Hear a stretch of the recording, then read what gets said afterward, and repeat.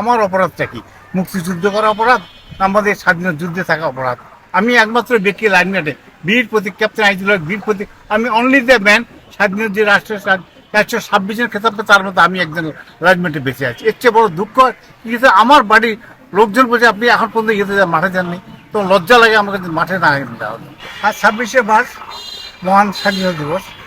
এই দিবসটি আমার কাছে মনে প্রাণে যে 100 রক্তের বিনিময়ে বাংলাদেশ নিয়ে এসেছি। কিন্তু সবচেয়ে দুঃখের বিষয় এটাই, একদিন 72 সাল থেকে পর্যন্ত আজ তো 14 দিন পর্যন্ত বেঁচে আছি, কোনোদিন আমার প্রশাসন আমাকে এই মুক্তিযুদ্ধের কার্ড আমন্ত্রণ, মাঠে আমন্ত্রণ সবসময় জানিয়েছি।